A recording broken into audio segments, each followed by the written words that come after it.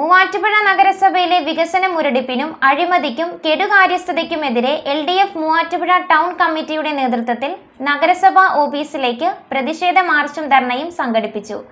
CPI Ernakulam ജില്ലാ secretary N. Arun പ്രതിഷേധം ഉദ്ഘാടനം ചെയ്തു.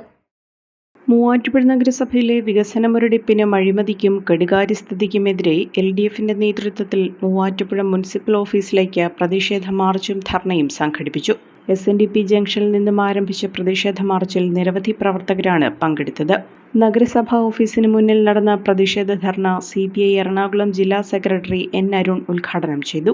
ഇടതുപക്ഷത്തെ അങ്ങനെ പാടെ അവഗണിച്ച് ഇടതുപക്ഷത്തെ പരിപൂർണമായി നിരാകരിക്കണമെന്നൊക്കെ ആക്രോശിക്കുന്ന ചില വിപ്ലവ വായാടികളോടും സോഷ്യൽ മീഡിയ ജീവികളോടും കൂടിയായിട്ട് പറയുകയാണ്.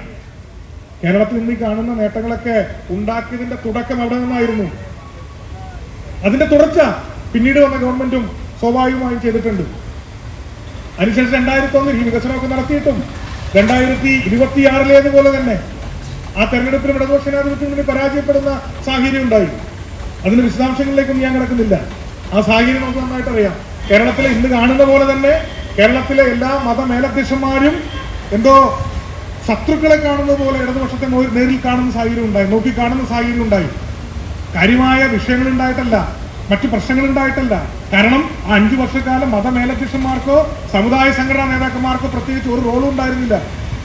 അതുവരെ കേരളം ഭരിച്ചിരുന്ന ആന്റണി K. കരുണാകരൻ ഗവൺമെന്റുകൾ ഭരണം നടത്തിയിരുന്നത് വിവിധ സഭകളുടെ മതമേലധ്യക്ഷന്മാരുടെ അരമനയിൽ പോയി, അവരുടെ കേന്ദ്രങ്ങളിൽ പോയി, അവരുടെ ആസ്ഥാനങ്ങളിൽ പോയി തൊഴുതു പിടിച്ച് കുനിഞ്ഞു നിന്ന് അവരുടെ നിർദ്ദേശാനുസരണം കേരളം ഭരിച്ചിരുന്നെങ്കിൽ 96-2001 കാലഘട്ടത്തിൽ കേരളത്തിൽ ഭരണം നടത്തിയത് ഒരു കമ്മ്യൂണിസ്റ്റ് ഇടത് ഗവൺമെന്റ് ആയിരുന്നു.